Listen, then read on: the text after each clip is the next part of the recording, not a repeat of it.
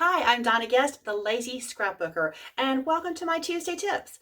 If you follow me on Facebook, which is right here, you know that I do a Tuesday tip every Tuesday night at approximately 8 p.m. Eastern Time. Well, there's a difference now with how Facebook Lives are handled. Facebook has changed how they handle the live content. They used to keep it indefinitely, and going forward, they're not going to do that anymore. And I kind of get that. It's a lot of content to store. So going forward, Facebook only keeps live content for 30 days. And all older content, they're giving us a bit of a grace period to download that and keep it for ourselves. So that's exactly what I'm doing. I'm downloading my Facebook Live content, and most of those I'll be repurposing for a YouTube video here. And of course, I'll be editing those videos to make them a little bit more concise than they are when I do a live demonstration. So I hope you find these really helpful. I'm going to create a playlist here on YouTube called Tuesday Tips. So here's the first installment, recorded live way back in October of 2022. I hope you enjoy.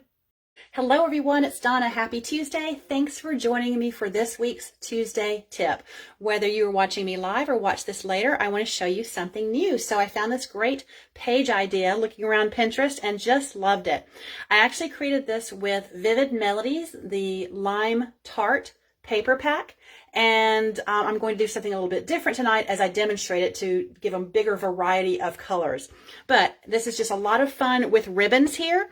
And as you can see, I've got the ribbon patterns here on the right. This is going to look a little bit better, I think, with the different colors that I'm going to use next. But I wanted to use this Vivid Melodies. I love it. And of course, for this page, I'm using my favorite demo model, which is my birthday boy, Nicholas, who we think turns 2 today. We know he's 2, but it might be today, it might be in a few days, but you know how you never know the birth date of a stray. But one thing you'll notice on this page that's not part of this, but I just did it anyway, is that I fussy cut part of a photo. This is not my tip, but I just wanted to show you that I did this. I cut this out, and so it would fit. I didn't want to cut off those little feet with those cute little toe pads. So I cut with my scissors down here, just kind of measuring it. I basically place it there and put a small mark or a bend on the paper. And then I cut up to the feet, down to the feet, and then I fussy cut all of that. And I love it because it makes it stand out on this page. So that is a bonus tip for you there. So let me show you how to create this page now. My pictures are not quite 6 inches wide. I do a lot of digital print, so they're not quite as wide. I actually did trim these because they were 6. I'm going to account for the 6-inch width here and show you the other side. So I'm going to change the math here and show you, instead of doing 3-inch columns like I did here, I'm going to do, I think, 2 3/4, because I'm going to leave 6 inches here, a little bit of a border here. So let's just say 6.5 total. 12 minus 6.5 gives us 5.5 left. 5.5 divided by 2 is 2 3/4 inches. There's some fun little math. So instead of cutting these at 3-inch, I'm going to cut them at 2 3/4. I could have just said 3 inches minus whatever this is. That's the easier way. All right, let's put this out of the way. I'm going to use All My Love. All right, so I'm using this. I'm taking it out of my Power Project folder. That's such a tongue twister. And I've got some scraps that I keep in the top. And then here's my paper. What you'll need is one sheet to use as your background. I think that one looks pretty nice. Or actually, I just may prefer the plain pattern there in the background. Really, not much of that is going to show. And then I'm going to use this paper for my 2 sides. So I'm going to cut off 2 strips that are 2 3/4 inches wide. And that way I'll have the width that I need without having to cut future pictures. And so those are going to go right there. Next, though, before we start assembling, I'm going to need some scraps, and I'm going to cut off just some various widths. You see how I have a really wide one here, then a narrow one, and then they're just random sizes. But nothing's going to be longer than 2.5 inches, so they're all going to be pretty short. So I can just take scraps like this and just cut them off at random sizes that are less than 2 3/4 inches. There's one there. I'll cut this one as well, a little more narrow. Get a couple out of this one. I thought about doing this beforehand, but I said, no, I want to show you how I'm doing it. I think that'll make it a little bit better. Couple off of that. Oh, and here's a nice one here. I'm actually going to cut this one down the middle to make it a little more narrow. And then cut a few pieces off of that. We don't need several. I don't want to cut too many here. Let's see what else I have before I butcher any paper. You have that. I'm not going to use that because we're using that on the sides. It won't show up. I've already got plenty of that. Here we go. Trying to go for the paper that's already cut and not using my good full pieces of paper that I might need for something else. So if you don't have scraps, you just kind of have to pull them from the somewhat full pieces of paper that you have. Let's see what else I have here. Oh, that's a good sheet. I really want to use that. I chose that other side for the background. And again, keeping them at all 2.5 inches or less. All right, and then finally I'm going to cut this, and I think I'm going to have enough. We'll see.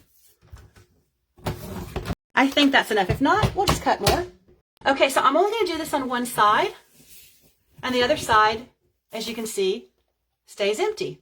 And it's up to you. If you want to do both sides, you certainly could. But we're going to cut the ribbons. Now, we had a ribbon punch that was part of a secret box a while back, but not everybody has that. So we're going to cut a ribbon the good old-fashioned way. I'm going to start with a dark one up here to make it really show up. So I'm going to cut a little strip in the middle, a little snip in the middle, I should say.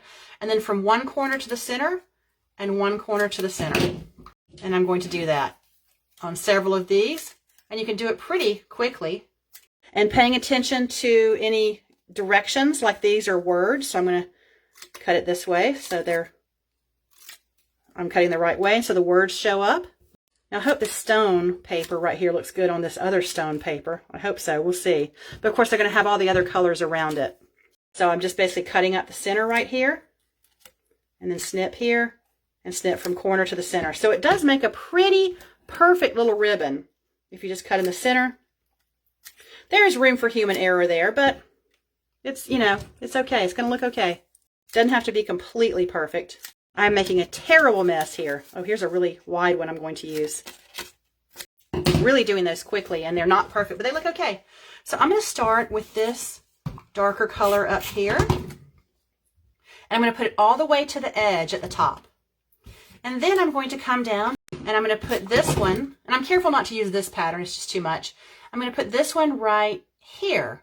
So I left a gap, and then I'm going to fill it with this one. I think it looks better when you do something on top that's a little bit shorter. So I'm going to snip a little bit off of this one.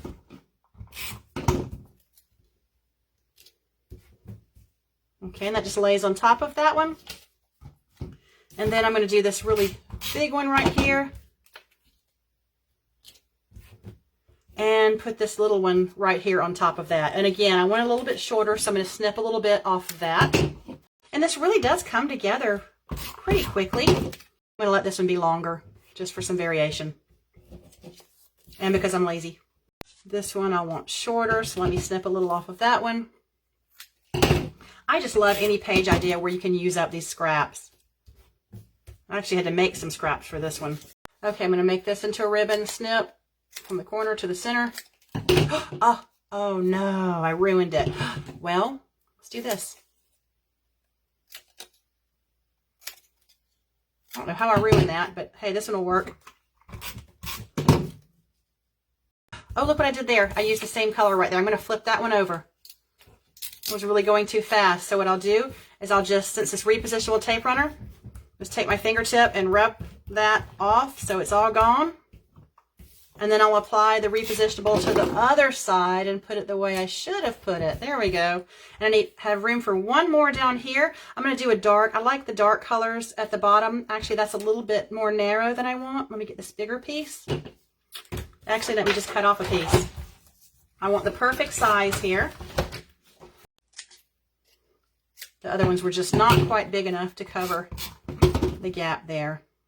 All right, very good. All right, let's move all this trash. So what I'll do now is I'm going to attach this over on the right side.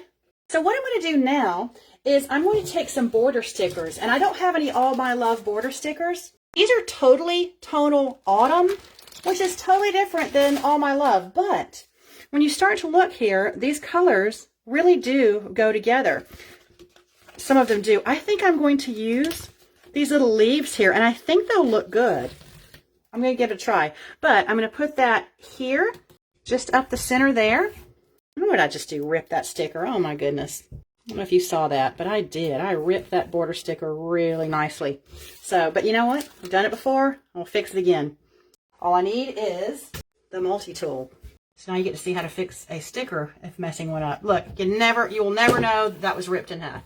Okay, so there we go. There is the finished page. And so if I have a 4x6, let me just see in my Nicholas envelope here. So now I've left enough room for a 6-inch wide picture. Now, my sticker takes up a little bit of space. I should have put them to the left a little bit, so I would trim that photo off a bit to put that there. But it gives you room for 3 photos coming down the middle. So, very cool. Thanks for watching. I hope this gives you a nice idea. However you decide to do it, there's a lot of variations you could do. You could make these smaller over here to give more room in the middle. You could leave off the border sticker if you want to. So here are the 2 versions that I have. All right, and I do love the foot coming over on the side there. So that was another tip to fussy cut only part of a picture. Thanks so much for watching. I hope you look forward to the next Tuesday tip right here each Tuesday.